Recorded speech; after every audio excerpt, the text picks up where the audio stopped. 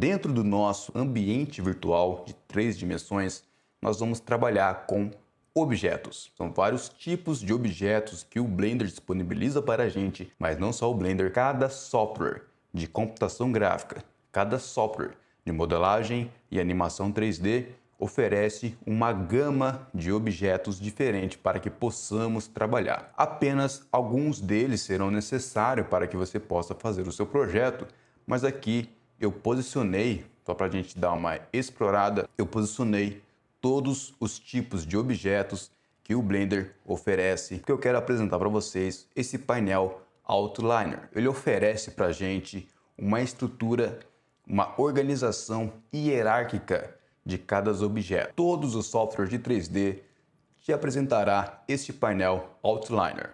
Alguns vão esconder, não são tão expostos assim, outros vão deixar bem claro aqui para que você possa trabalhar. Aqui no caso do Blender, nós temos acesso a exatamente o software inteiro. Tudo que estiver dentro do software, tudo que estiver dentro do projeto estará aqui. E ele categoriza, para facilitar a nossa vida, ele categoriza dessa forma. Aqui no menu, esse ícone do lado da opção de janela, nós temos o Display Mode. Eu vou entrar aqui em Blender File, porque aqui ele vai mostrar para a gente tudo que está contido neste arquivo.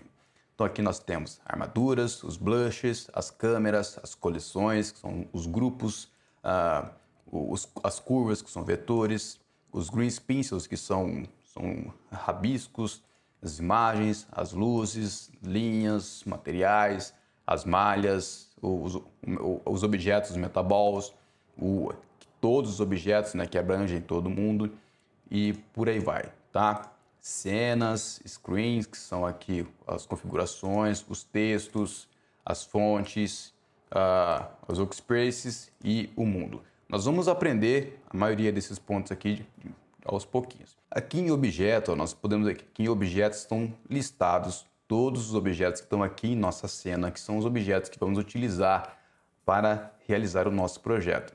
Então podemos ver aqui que esse aqui ele é um objeto tipo malha. Tá vendo o ícone aqui na frente?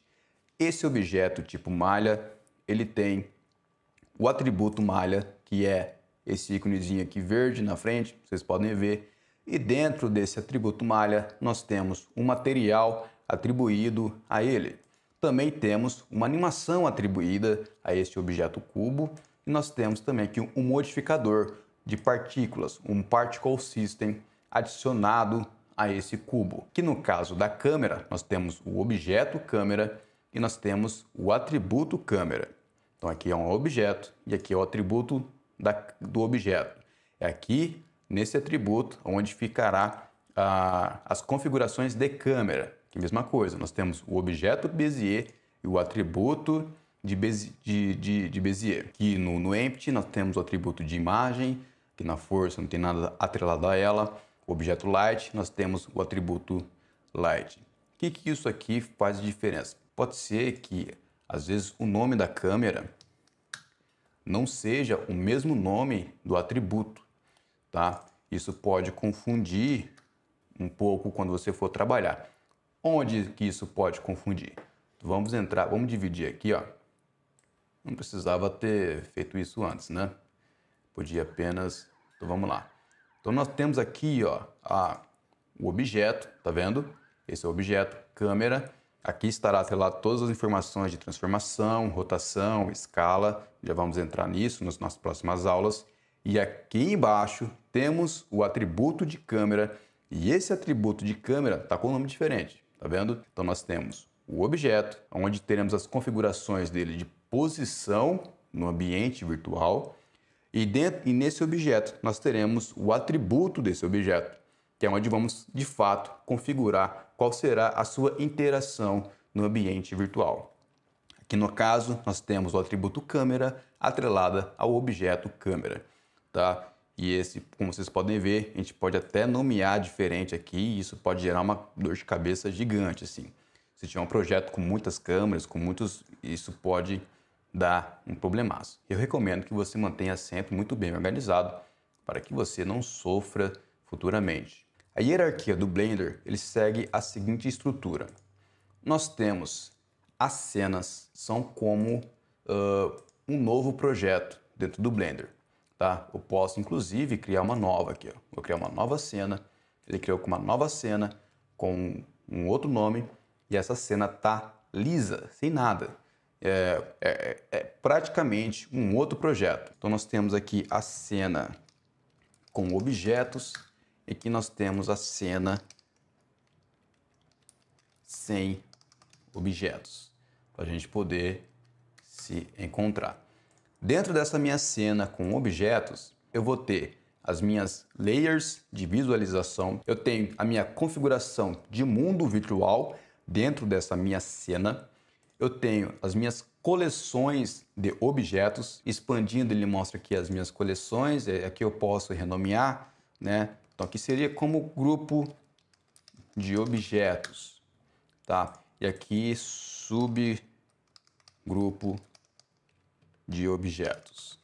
E eu tenho nessa cena os meus objetos, meus vários tipos de objetos.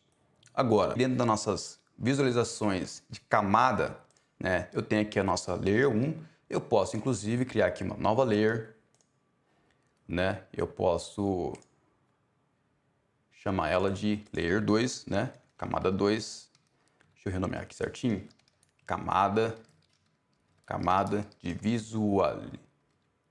visualização 2.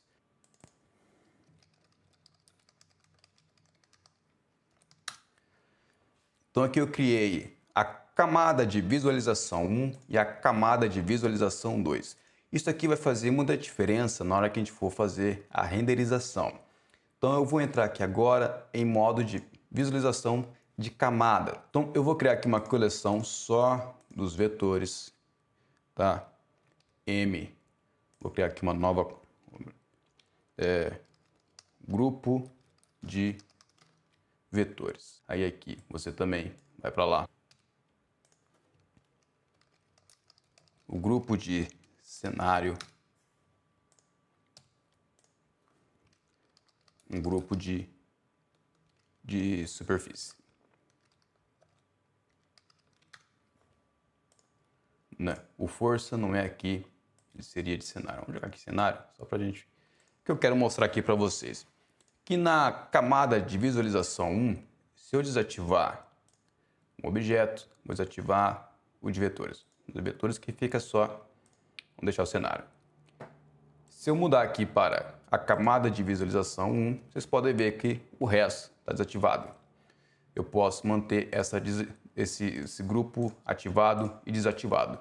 Isso vai ser muito útil quando você for trabalhar com renderização. Você pode fazer renderizar em várias camadas diferentes. Isso pode agilizar o seu processo, mas nós só vamos olhar isso com calma lá no finalzinho. Então essa é a estrutura de arquivos, objetos e atributos, cenas, coleções e tudo mais dentro do Blender 3D.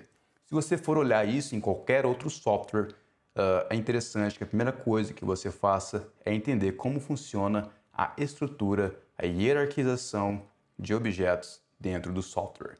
Beleza? Eu fico por aqui e te espero na próxima aula.